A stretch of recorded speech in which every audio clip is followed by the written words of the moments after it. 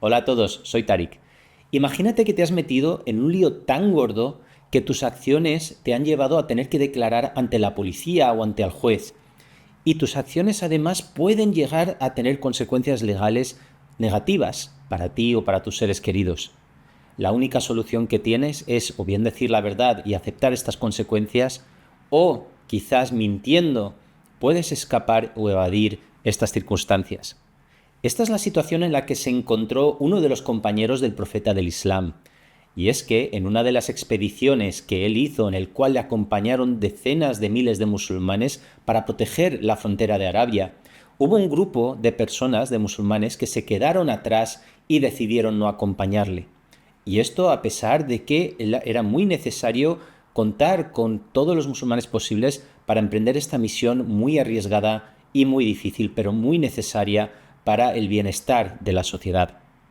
Pues bien, uno de estos compañeros narra de primera persona cómo se sintió en ese momento, las decisiones que tomó y sobre todo cuáles fueron las consecuencias de sus decisiones. Y es que él al final no fue porque empezó a posponer los preparativos para marchar con este contingente de un día para otro. Tanto fue así que al final se marcharon todos los musulmanes con el profeta del Islam y él se quedó atrás. Arrepentido, empezó a desear haber ido y haber viajado con el resto de sus compañeros, pero ya era demasiado tarde. Finalmente, después de muchas semanas, el profeta del Islam regresó. Y cuando regresó, muchas de las personas que se habían quedado atrás se presentaron ante él y empezaron a poner excusas, alegando que no habían podido ir debido a ciertas circunstancias. Esto lo hicieron más de 80 personas, y el profeta del Islam les perdonó a todos y a cada uno de ellos y rezó por ellos para que Dios mismo también les perdonara por no haberle acompañado.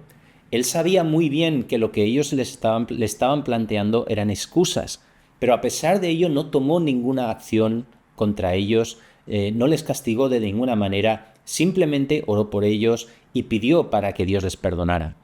Sin embargo, Ka'b bin Malik, que es el nombre de este compañero, nos cuenta que aunque se sintió tentado también de montar alguna excusa y de esa manera evitar el enfado del profeta del Islam, él por dentro sentía que era más importante evitar que Dios se enfadara con él, porque Dios conoce realmente lo que hay en nuestros corazones. Cuando este compañero se presentó ante el profeta del Islam, le dijo que temía que Dios se enfadara con él si le planteaba alguna excusa, y por lo tanto simplemente se arrepintió y pidió perdón por sus actos. Esta fue la manera de actuar de 3 compañeros en total, incluyendo este del que estamos hablando. Y el profeta del Islam le dijo que se quedara aislado, que no hablara con nadie, hasta que Dios mismo se pronunciara a este respecto. Ahora es cuando empieza lo interesante, porque Ka'b bin Malik vivió durante 50 días sin poder hablar con nadie. Es decir, cada vez que se intentaba dirigir a alguien, la gente le ignoraba, no le hablaban. Incluso sus propios parientes dejaron de hablarles porque el profeta del Islam lo había comunicado así, esperando que Dios mismo se pronunciara, ya que estas personas habían pedido que fuera Dios el que les perdonara. De hecho, Ka'b nos cuenta que durante todo este tiempo él se sentía continuamente como si la tierra se estrechara alrededor de él, se sentía oprimido por dentro y estaba sufriendo debido a su situación. Era una situación incierta, no sabía si Dios le iba a perdonar o no, y además de ello la gente de su alrededor le evitaba ya incluso. Tanto es así que incluso fue tentado a irse fuera de Medina. Sin embargo, decidió permanecer firme en su decisión y decidió obedecer, digamos, esta orden que había recibido. 50 días después de pasar y de padecer esta situación, finalmente Dios se pronunció a su favor y se reveló un versículo que de hecho aparece en el Corán, donde Dios mismo afirma haber perdonado a estas 3 personas por no haber acompañado al profeta del Islam en esta expedición.